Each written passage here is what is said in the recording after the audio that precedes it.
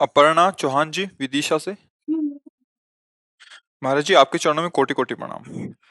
महाराज जी कभी लगता है प्रभु जैसा रखेंगे वैसा ही रह लेंगे, लेकिन जब संत जन जरूरतमंदों की सेवा की बात आती है तो लगता है धन कमाना चाहिए, लेकिन महाराज जी प्रभु को पाना ही लक्ष्य है। महाराज जी मार्गदर्शन नहीं तो करें। प्रभु के पाने में धन कमाने में दोनों में क्या अंतर हो जाएगा? कुछ नहीं, कोई परेशानी नहीं। ऐसा तो नहीं कहा जा रहा कि प्रभु को पाने के लिए तुम धन कमाना बंद कर दो, ऐसा तो कभी उपदेश नहीं हुआ।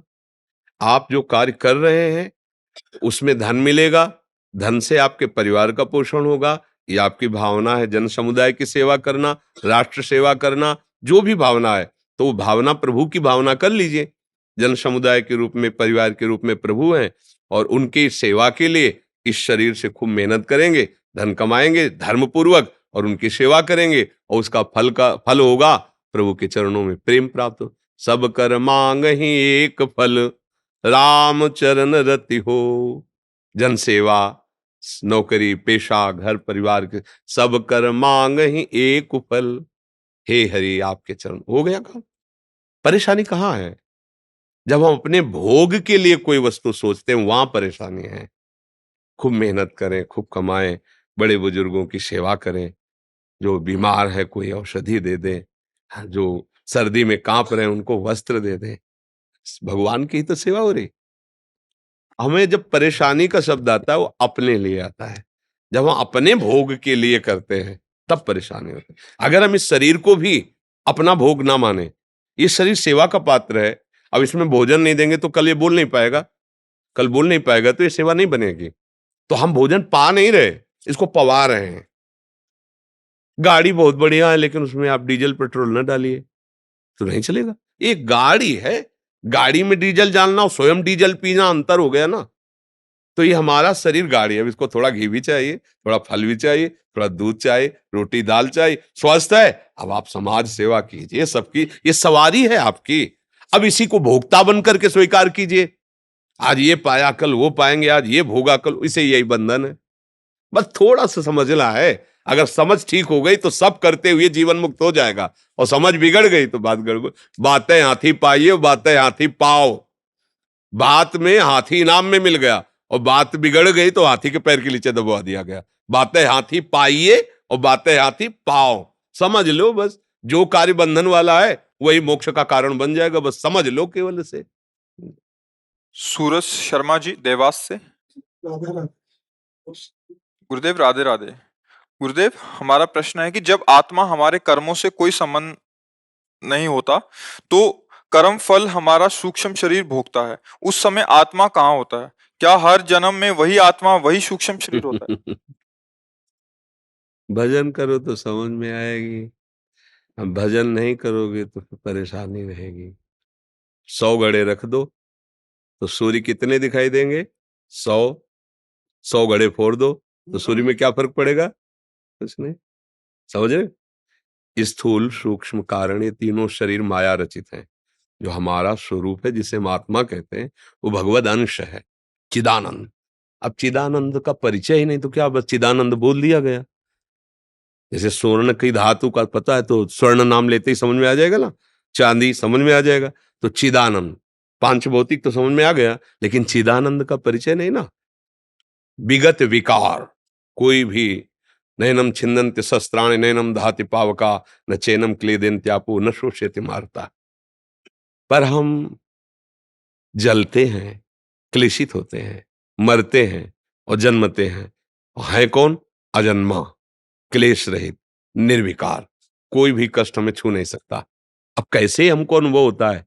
जैसे आत्मा का उदाहरण जैसे में नहीं दिया जा सकता क्योंकि वो अद्वितीय है, पर समझाने के लिए हम सैया में सुखद एसी रूम में पलंग पे पड़े सो रहे हैं। अब हम देख रहे हैं कि हम एक नदी में गए, फिसल गए, डूब रहे हैं। पूरा कष्ट महसूस हो रहा है, नदी का भयंकर प्रवाह हमें डुबोकर मार रहा है।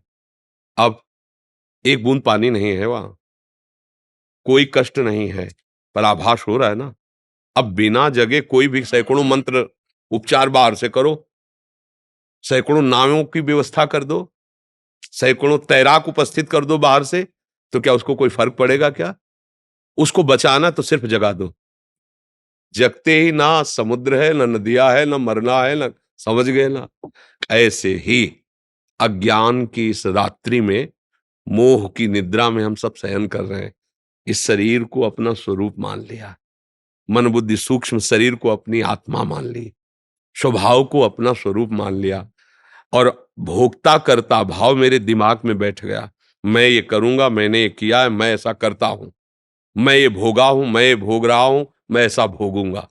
यही हमारी दुर्गति का कारण हो गया। अब थोड़ा भजन हो, शुद्ध होता चला जाए। जैसे हम किसी सरोवर के नजदीक गए, मीठा निर्मल जल है और ऊपर काई है। अब अगर हमें ज्ञान नहीं तो काई देख करके हम कि पानी तो यहाँ है नहीं, पर अगर ज्ञान है तो काई है तो पानी है जरूर, क्योंकि पानी से ही काई की उत्पत्ति होती है।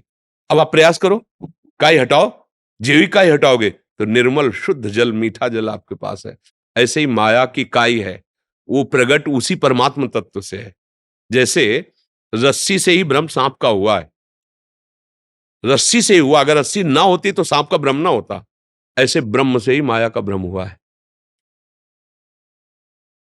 ये भ्रम हटाना अपना कार्य है। काई हटाओ, निर्मल जल का स्वाद कर लो। तो मैं और मोर तोड़ते माया, इसकी काई जम गई है ब्रह्म द्रव के ऊपर। वो सुंदर वैसे ही मीठा, उसके स्वाद में कोई फर्क नहीं, पर ब्रह्म द्रव जल के ऊपर ये माया के मैं और मोर तोड़ते माया जय बस कीने। इस काय को हटाने के लिए हमें जानकारी चाहिए, वही है सत्संग। क्या करना चाहिए, कैसे हटाएं, वही है गुरु उपदेश, गुरु मंत्र, गुरु द्वारा दिया हुआ नाम। अब लगो, ब्रह्म द्रव में तृप्त हो जाओगे। जिसको खोजा तो जब मिला तो खोजने वाला ही था, वो खोजने वाला खो गया। जो मिला वो वही था जो खोजने वाला था, दूसरा नहीं। अब इस पहेली को सुलझा ले। पानी में मीन पियासी, मुझे सुन सुनी आवे। ये नीरज मुदगिल जी, प्रियंका मुदगिल जी। महाराज जी, मैं भारतीय वायुसेना में कार्यरत हूँ।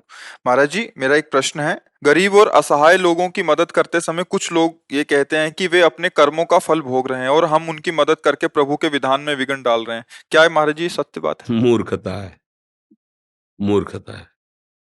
प्रभु ने तुम्हें अवसर दिया, सेवा करके अपना जीवन सुधार लो। आपके पास जो सामग्री है, जो बल है, जो सुख सामग्री है, उसको सार्थक कर लो। ऐसा नहीं कि कोई पानी में गिर के डूब रहा है तो तुम कह दो कि हाँ डूबने दो, नहीं तो भगवान के विधान में बाधा पड़ेगी। कूद पड़ो अपने प्राणों को न्यौछावर करके उसके बचाने के लिए। अगर ये विधान जैसा आप बोले, ऐसे विधान में तो घोर अपराध बन जाएगा। ऐसे माता पिता आगे पड़े पड़े रहने दो, क्योंकि फिर भगवान के विधान में हम बाधा क्यों पहुंचे? ये घोर मूर्खता, घोर मूर्खता है। यही तो मतलब बिना शास्त्र स्वाध्याय के, बिना भजन के बुद्धि थोड़ी पवित्र होती है। ऐसा नहीं है। हम प्राणपन से दूसरे को सुख पहुंचाने की चेष्टा करें, असफल रहे, फिर प्रारब्ध को बोल सकते हैं कि हमने तो पूरा प्रयास किया किसको बचा ले, हम नहीं बच पाया तो इसके प्रारब्ध में था, भगवान का विधान था। पर जो हमारा प्रयत्न हुआ वो हमारे मंगल के लिए निश्चित हो गया है। वो हमारे हमको बचा लेगा, वो हमारा मंगल कर देगा। ये बिल्कुल मूर्खता की बात है, बिल्कुल मूर्खता कि इसमें 1% भी विचारणीय विषय नहीं, पूरी मूर्खता की बात है। फिर तुम्हारे ऊपर कौन कृपा करेगा? तुम्हारे ऊपर फिर तुम भी तो अपने कर्मों का भोग भोगोगे। फिर न प्रभु देखेगा और न कोई विधान देखेगा। फिर ये बहुत मूर्खता की बात है। ऐसा नहीं, मन वचन कर्म से परहित सरिस धर्म नहीं भाई, पर पीड़ा सम नहीं अघमाई। दूसरे को हित करने के बराबर कोई बड़ा धर्म नहीं है। कोई भूखा है, कोई प्यासा है, कोई बीमार है, ऐसी परिस्थिति है। यही ऐसी परिस्थिति वाले जो है ना, जैसे एक्सीडेंट हुआ, कोई रोड में तड़प रहा है, और तुम्हारा जब अगली बार होगा तो तुम भी तड़पोगे, कोई पानी देने वाला नहीं मिलेगा, क्योंकि तुम ऐसे विचार वाले हो। ऐसा नहीं, गाड़ी रोकिए, हो सके तुरंत उनको गोद में उठाइए, अस्पताल ले जाइए, पैसा लगाइए। वो भगवान देख रहा है, वो जब हिसाब देगा ना तो आप वास्तविक धनी हो जाओगे, वास्तविक आनंद। ये नहीं देखना कि मैं इस पर पैसा क्यों लगाऊं। जैसे मेरा भाई हो, अगर वो दशा जो प्राप्त है सामने वाले कि मेरा भाई होता, मेरा बेटा होता, मेरे बहनोई होते, मेरा रिश्तेदार होता, तो हम क्या करते? कूद पड़ते। ऐसे ही कूद पड़ना चाहिए। जो होगा वो बाद में देखेंगे, पहले गोद में लेके इसको दुख निवारण के लिए हम वो पुलिस हमें करेगी क्या, ये हमें कुछ नहीं सोचना। हमें बिल्कुल धर्म में ये विचार नहीं होता, ये स्वार्थ बुद्धि वालों का उपदेश है, इसलिए ऐसे विचारों का त्याग कर देना चाहिए, सुनना ही नहीं चाहिए। मूढ़ लोग हैं, जैसे किसी को भूत चढ़ जाए ना, कुछ भी बोलता है, ऐसे ही भूत चढ़ा हुआ वचन है। जी। सुमित जोशी जी, गुरुदेव आपके चरणों में कोटि कोटि प्रणाम। गुरुदेव, जैसे नाम जप के बारे में कहा जाता है कि भाव कुभाव अनक आलसु हूँ, नाम जपत मंगल दिसि दसहूं, तो गुरु मंत्र जप करते समय हमसे मंत्राकार वृत्ति नहीं हो पाती एवं मन को गिनती अथवा समय में बांधकर ड्यूटी की तरह गुरु आज्ञा का निर्वाह किया हाँ, जाता है। इससे भी ठीक हो जाएगा। पहली यही प्रक्रिया है। पहले तो किसी का भी मन नहीं लगता, क्योंकि दुर्वासना स्फुरित होना, स्फुरित होकर संकल्प बनना, संकल्प के साथ क्रियाओं में उतर जाना, यही सब होता रहा है, तो उसका अभ्यास है। आप मंत्र जपोगे तो दुर्वासना स्फुरित होगी, वो संकल्प बनाने की चेष्टा करेगी, वो क्रिया जो भोग चुके हैं उसकी अंदर लालसा पैदा करेगी, उसका नाम तृष्णा है। तृष्णा आपको प्रेरित करेगी पुनः क्रिया करने के लिए, पुनः भोगने के लिए। सब विषय ही है, जो भागवती चिंतन में विरोधी भाव ना पैदा करे, ऐसे धर्मयुक्त शास्त्र सम्मत विषयों का सेवन करते हुए अन्य विषयों से उदासीन होते, ना बुरा माने ना अच्छा। जब मन फेंक रहा है शांत, और आप मंत्र जप रहे हैं, तो मंत्र सच्चिदानंदमय है। आप उसका जैसे जैसे जब बढ़ाते जाएंगे, वैसे वैसे वो सब नष्ट होता जाएगा। मंत्र से ही भाव प्रकट होता है। बोले भावपूर्वक मंत्र जपिए तो भाव कहाँ आएगा? मंत्र से ही भाव आएगा। जब मन निर्मल होने लगेगा तो भगवत भाव आने लगेगा, और जब मंत्राकार वृत्ति हो जाती, फिर तो आनंद की स्फूर्ति स्वाभाविक हो जाएगी। तो हमको ये प्रथम प्रक्रिया में बहुत ही सावधान रहना है, ना तो निराश होना है, ना हमें हारना है। क्योंकि मन हराने की कोशिश, बंद करो यार नाम, जब मन ही नहीं लग रहा है, बार बार भाग रहा है, नहीं नहीं, वो भाग इसीलिए रहा है आपको रोकने के लिए, पर आप चलते रहे तो वो रुक जाएगा। मंत्र में बड़ी ताकत है। जब मंत्र के अधीन भगवान है, तो फिर मन और इंद्रियों को तो अधीन होना ही पड़ेगा। इसलिए धैर्य पूर्वक जप पर ध्यान दीजिए, और मन जो उद्दंडता कर रहा है वो तो जप ठीक कर लेगा, चाहे वो मंत्र का जप हो चाहे नाम जप का हो, दोनों प्रभावशाली हैं। मंत्र जप में थोड़ा पवित्रता का, और नाम जप में जैसी भी स्थिति में हो, समझ रहे ना? जी। अजय ऋषिकेश से, महाराज जी, संत कौन है? क्या विरक्त ही संत हो सकता है, गृहस्थ नहीं? विभीषण जी कौन थे? क्या कपड़ा पहने थे? राजमंत्री थे, रावण के छोटे भाई थे, और भगवान कह रहे तुम सरीखे संत प्रिय मोरे, धरऊ देह नहीं आन नहीं। वैसे सत्संग में तो विस्तृत रूप से इसका प्राय लगभग लगभग हो ही जाती चर्चा इसकी। संत वही है जो भगवान के चरणों का आश्रय लेकर निरंतर भजन करते हुए सब में भगवत भाव रखते हुए सुख पहुंचाने की चेष्टा करे। वो कपड़ा काले पहने, पीले, नीले, लाल, धोती, कुर्ता, पैंट, शर्ट, कुछ भी पहने, वो संत है। जब भगवान श्री राम जी कह रहे तुम सारी के संत, और सबसे बड़े गुरुओं के गुरु महादेव जी हैं, देवाधिदेव महादेव जी। जिस समय रावण ने लात मारी और विभूषण जी ने हाथ जोड़कर कहा तुम पितु सरिस भले ही मोहि मारा, राम भजे हित नाथ तुम्हारा, तो कैलाशपति बोल पड़े उमा संत कह इहे बड़ाई, मंद करत जो करे। ये शांत है विभीषण, ये शांत है। उसने लात मारा और ये कह रहा तुम्हारा परम हित होगा, राम की शरण जाओ, राम का, ये शांत है। न वो लाल पहने थे न पीले पहने थे। जब अपना परिचय दे रहे तो बहुत ही विचारणीय विषय, वो कह रहे नाथ दशानन कर मैं भ्राता, निश्चर वंश जन्म सुर ताता। अपना परिचय दे रहे कि आप जान लो मैं कौन हूं, आपको क्लेश देने वाले रावण का मैं भाई हूं, निशाचर वंश में प्रकट हुआ हूं। भजन साधन तो कुछ है नहीं प्रभु, बस जैसा हूं आपके सामने हूं, नाथ आपकी शरण, यही संत का स्वरूप। कहीं भी गुणाभिमान नहीं है। भाई जी से हनुमान प्रसाद पोद्दार जी प्रेम में डूब गए। भाई जी को कौन संत नहीं मानता? भारत में या विदेश में कल्याण के द्वारा लाखों करोड़ों लोगों का कल्याण हुआ है।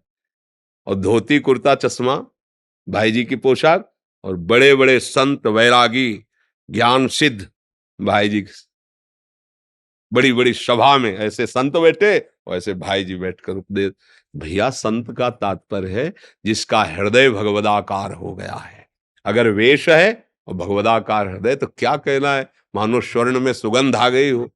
और भेष है अंदर से उद्देश्य भगवत चिंतन भगवत प्राप्त, तो फिर कपट हो गया ना।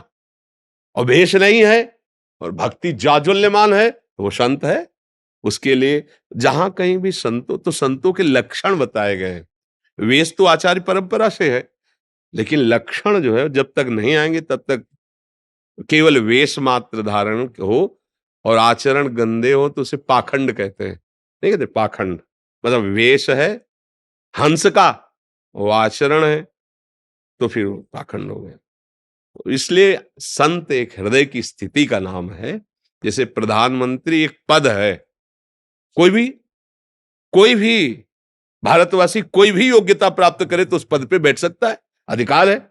ऐसे ही हम सब भगवान के बच्चे हैं। कोई भी साधना करो, जितेंद्रिय बनो, भगवान नाम जापक पवित्र आचरण करो, आप संत हो जाओगे, कोई भी हो। क्योंकि हम सब भगवान के बच्चे हैं। इसके लिए कोई ये थोड़ी कि इतना पढ़ा होना चाहिए, स्कूल में जन्मना चाहिए, गोरा होना चाहिए, काला होना चाहिए, ऐसा कुछ चले। जो हो जैसे हो, पुरुष नपुंसक नारीवा, जीव चराचर कोय, सर्वभाव भजी कपट तजी मोहि परम प्रिय सोय। जो भगवान को प्रिय वही तो संत है, वही भक्त है। समझ गए बच्चा? विशाल सिंह चौहान जी, जय श्री कृष्ण। गुरुदेव आपके चरणों में कोटि कोटि प्रणाम। गुरुदेव, मैं भारतीय सेना की सर्विस से रिटायर होने वाला हूँ। आपकी महान कृपा से आपके बताए वचनों पर चल रहा हूँ। आपने मेरा जीवन बदल दिया। गुरुदेव, मेरा एक प्रश्न है। रूप ध्यान करते समय भगवान के श्री विग्रह जिनका हम प्रत्यक्ष में दर्शन किया है, उनका ध्यान बनता है। रूप ध्यान में और प्रवीणता कैसे प्राप्त करें? हाँ, वैसे इस विषय पर कई बार चर्चा की है। देखो, प्रभु का प्रगट रूप काउ सो कहाँ जहां प्रभु नहीं, सब उनके। फिर श्री विग्रह रूप में तो प्रगट विराजमान ही है, जैसे अपने वृंदावन में या जहां भी भगवत धामों में, भगवत मंदिरों में वही विराजमान है। पर जो प्रभु का रूप है वो केवल नाम जानता है, या नाम जिसको जना दिया वही जानता है। समझ रहे हैं हमारी बात? नाम के बिना रूप का परिचय नहीं है। जैसे आप हमारे सामने हो, ये कौन है तो परिचय कौन बताएगा? नाम। नाम बताएगा ना। आप सामने हो लेकिन हम नहीं जानते, अभी आपका परिचय हो जाएगा। ये कौन है? बोले ये अमुक है, नाम परिचय। रूप का परिचय कौन देने वाला है? नाम। भगवान का जब हम नाम ध्यान सहित जपते हैं, जैसे राधा राधा राधा, ध्यान भी नाम का, जप भी नाम का, श्रवण भी नाम का। अब नाम रूप प्रकाशित करेगा। वो रूप जो न कभी देखा है, ना किसी अन्य साधना से देख सकते हैं, वो नाम प्रकाशित। जैसे जैसे रूप प्रकाशित होगा, फिर जो दशा आएगी उसे प्रेम कहते हैं। रूप छके घूमत रहे, तन को तनिक न भान, नारायण दृग जल बहै यह है प्रेम पहचान। अब ये रूप, या तो नाम को दुलार करो, इतना ध्यान नाम का, रा बड़ा की मात्रा धा, ये परा विद्या है, इसी में रूप प्रकाशित हो जाएगा। अब अगर ऐसा भाव नहीं बनता तो फिर किसी प्रभु के श्री विग्रह जो बहुत प्रिय लगता हो, जिसमें चित्त अपना राजी हो गया हो, उस श्री विग्रह के छवि रखो, थोड़ी थोड़ी देर में बार बार प्रगट में देखो, फिर वैसे भावना करो, श्री चरण ऐसे ऐसे ऐसे। अब ये ध्यान उसी असली रूप को प्रकाशित कर देगा जो सच्चिदानंद में बप्पू भगवान का है, इसी छवि से, इसी विग्रह के ध्यान से, क्योंकि उनकी भावना करके कर रहे हो ना, वो प्रकाशित हो जाए। अब दो में आपको जो प्रक्रिया ज्यादा सहज, सरल और विश्वासपूर्ण अपने में लगे वो पकड़ लीजिए आप, और उसी से आपको अनुभव होने लगेगा। डॉक्टर राहुल माहेश्वरी जी, हैदराबाद से। राधा राधा श्री हरिओम। गुरुदेव, आपके चरणों में कोटि कोटि प्रणाम। गुरुदेव, क्या साधक को सूर्यास्त के बाद भोजन पाना ठीक रहेगा या ठीक होता है? पा सकते हैं। सूर्यास्त के समय ठीक नहीं, 2 घड़ी बाद, 48 मिनट बाद, जो जिस समय भगवान सूर्यास्त होने जा रहे हैं उस समय केवल भगवद स्मरण, भागवतिक कार्य, खान पान, शयन, मैथुन, स्वाध्याय, ये सब उस समय नहीं होता। जैसे प्रातःकालीन भगवान सूर्योदय हो रहे, अर्घदान करके गुरु मंत्र, गायत्री मंत्र जो गुरुजनों ने प्रदान किया है, चाहे आप 10 मिनट ही करें, जीवन बदल जाएगा भगवान सूर्य को प्रणाम करके, क्योंकि वो सारे जगत को प्रकाशित करने वाले, जीवन दान देने वाले साक्षात नारायण पधार रहे हैं सूर्य रूप में। स्वागत, जैसे कोई अपने से पूज्य जन आवे तो हम लोग खड़े होते ना, ऐसे पहले था। इतना सबको अधिकार है हाथ जोड़कर प्रणाम करना, जल पुष्प आदि अर्पित करना, और जो नाम जो मंत्र मिला है कुछ अगर ये दोनों संध्याओं में किया जाए बहुत उत्तम है। भोजन की मध्याह्न समय में ठीक 12 बजे, ठीक संध्या के समय, ठीक शाम संध्या के समय, इस समय भोजन के लिए रोका गया है। जैसे ठीक 12 का समय हो रहा है तो मध्याह्न संध्या है, उस समय चाहे 5 मिनट से सही भगवत स्मरण करते हुए 12:10 पे पा लो, या 12 में 10 कम है और आप पा चुके, ऐसा कर लो। जो अगर शास्त्रीय पद्धति है तो ये संध्या काल है, संध्या काल में भगवत मंत्र स्मरण करने का आदेश दिया है। जो त्रिकाल संध्या करते हैं तो मध्याह्न संध्या भी करते हैं ना, तो इसलिए प्रातः, मध्याह्न, सायं इस समय भोजन आदि ना, उससे अलग। अगर आप 12 में 10 कम है और आप प्रसाद पा चुके, ठीक है, आप बैठ करके नाम जप कीजिए या सेव, ठीक उस समय। लेकिन जो संसार में रत हैं उनको इन सब बातों का कहाँ, वो तो ये ध्यान ही नहीं देते हैं ना। पर जो भगवत मार्ग में चलना चाहते हैं उनको ध्यान देना चाहिए। जैसे संध्या का समय हो रहा है उस समय फिर कोई ऐसे वैसे आचरण नहीं होने चाहिए, खान पान भी नहीं। उस समय ध्यान का विषय होता है कि आप 10 मिनट ही सही बैठ करके भगवान नाम स्मरण कीजिए, ध्यान कीजिए, जीवन मंगल में हो जाएगा। जी जी, कुछ भक्तों ने आपके श्रीमुख से नाम चाहा हमारे। हाँ, राधा राधा राधा वल्लभ श्री हरिवंश ये रखते हैं जो आप लोगों को प्रिय लगे, जो गुरुदेव ने दिया है। खूब श्रद्धा पूर्वक नाम जप करो, अच्छा आहार करो, स्वस्थ रहने के लिए व्यायाम भी आवश्यक है। गृहस्थ भले ब्याह भले हो गया है, लेकिन ब्रह्मचर्य आपका जीवनी शक्ति है, जितना बचा सको उसको संयम में रखते हुए सतमार्ग में चलो, भगवान आपका मंगल करेंगे। नाम जप सबका मंगल करता है। कोई है तो वो जो है तामन का तुलसी चढ़वावे, तामन को अभिषेक करावे, तो ये जायज है कि का हो जाए। तुलसी शालिग्राम और श्री राधा वल्लभ जी बिहारी जो राधा रमण इनके चरणों, इन्हीं के चरणों में चढ़ते हैं। बकाया जैसे अपने लोगों को तुलसी मिले तो प्रसादी, अमनिया तुलसी का अधिकार तो है ही नहीं। तुलसी जब प्रसादी मिले तो घ्राणेंद्रिय में रख के मस्तक पे रखी जाती है। अभी तक हमने जो संतों में सुना है, और ऐसा तुलसी जी भगवान हरिप्रिया है। वैसे शास्त्रीय और भावात्मक दोनों में, अब जैसे कोई तुलसी जी लावे तो हम पहले पूछेंगे कि अमनिया या प्रसादी। अगर कहेंगे अमनिया तो तत्काल लेके पहले श्री जी के चरणों में चढ़ेगी, फिर अगर वो प्रसादी है तो माथे में सर पे, और उसे फिर अपने पूज्य स्थान में रख के फिर यमुना रसरानी में। कि आज तक हमने जो गुरुजनों को, महापुरुषों को देखा कि वो ऐसे ही किए हैं। चरणों में तो श्री जी के चढ़ता है, लालजू के चरणों में तुलसी जी चढ़ती है। आप सबका आशीर्वाद, धन्यवाद। श्री हरि जय जय। हाँ, जय जय गिरिराज जी की। आओ महाराज जी, विराज। धन्यवाद। बाबा माता जी आइए, माता जी की बड़ी इच्छा है दर्शन करने की आपकी।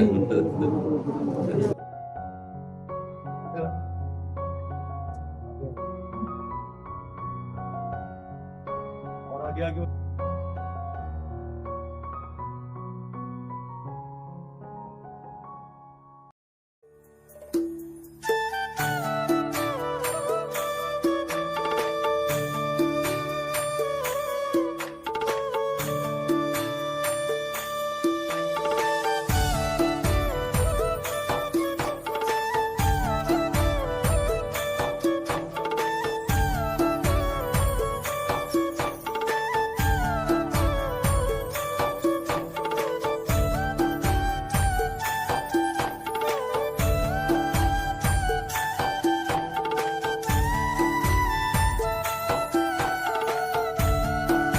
संत भगवान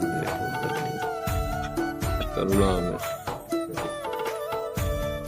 संत भगवान को एक माला पहना दर्शन।